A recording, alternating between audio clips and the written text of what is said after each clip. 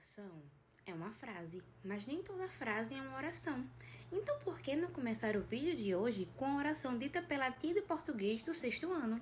E essa relação de comparação daremos aos polímeros e os plásticos, tema do nosso conteúdo desse vídeo.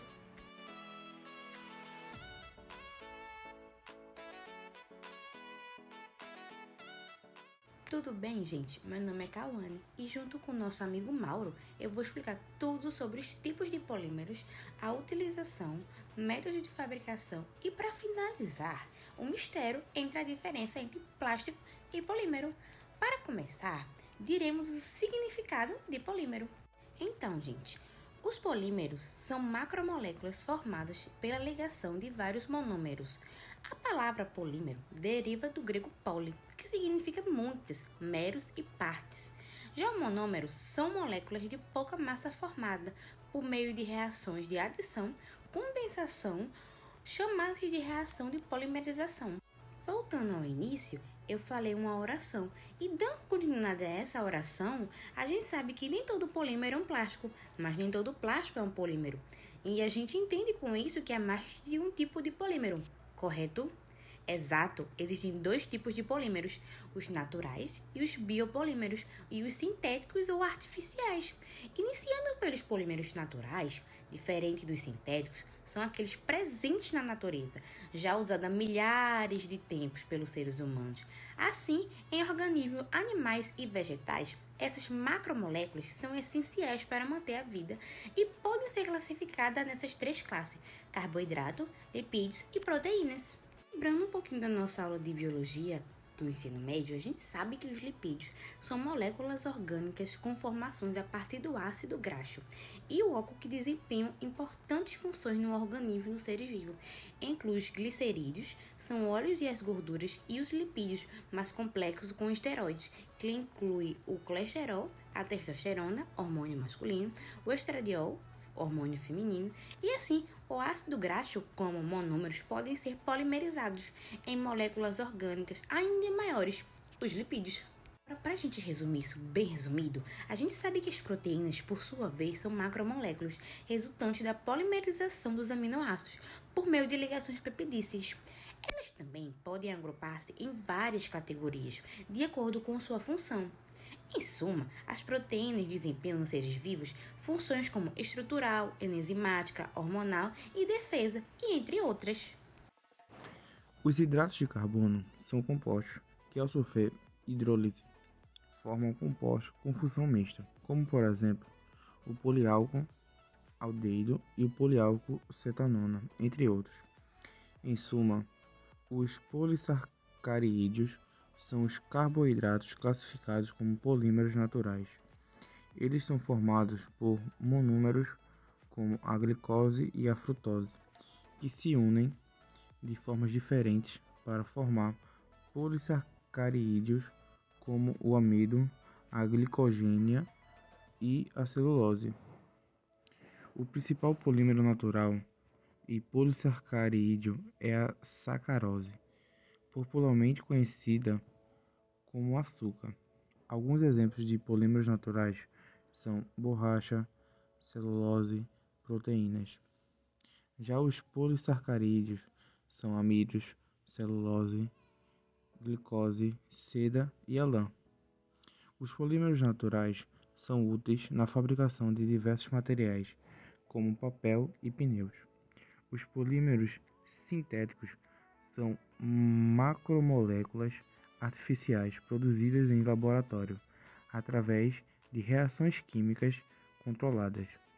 São produzidos a partir de produtos derivados do petróleo, como o etileno, propileno e o butadieno. Os polímeros sintéticos podem ser organizados em cadeias lineares ou ramificadas e em redes. Cada modo de organização produz propriedades especiais que permitem o uso de polímeros em objetos. Os polímeros sintéticos revolucionaram o século XX e ficaram popularmente conhecidos como plástico. A partir deles, tornou-se possível fabricar vários objetos, como nesse trecho deixamos bem claro a diferença e o porquê de todo plástico ser um polímero. Os polímeros sintéticos ou artificiais são chamados de plásticos e, em sua fabricação, usam-se calor e pressão para que adquiram forma. Os polímeros sintéticos são amplamente utilizados na vida cotidiana. Alguns exemplos de polímeros sintéticos são sacolas, para-choque de automóveis, canos para água, panelas antiaderentes, mantas, colas, tintas, chicletes. Os polímeros sintéticos se tornam um grupo tão vasto de compostos que passaram a ser divididos ou classificados em 3 grupos menores, que são polímeros de adição, polímeros de condensação e polímeros de rearranjo. Os polímeros de adição fazem parte da classe de polímeros mais simples, que são formados pela adição de moléculas pequenas, monômeros, sendo que todos são iguais entre si.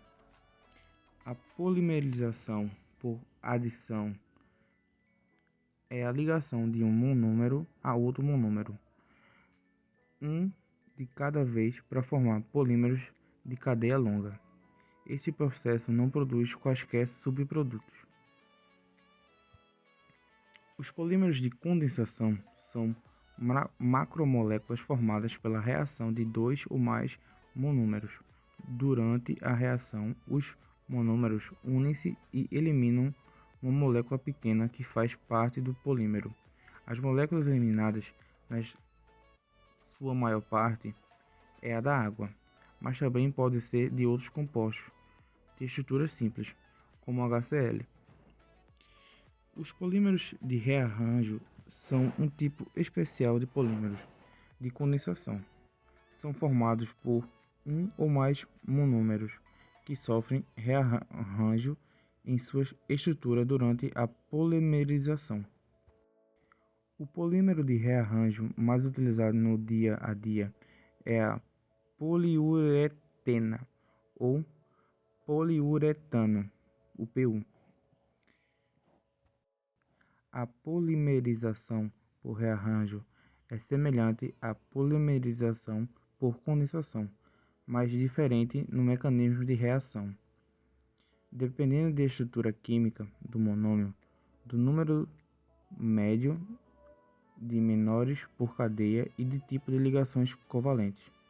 Os polímeros são classificados em 3 classes diferentes: plásticos, borrachas e fibras.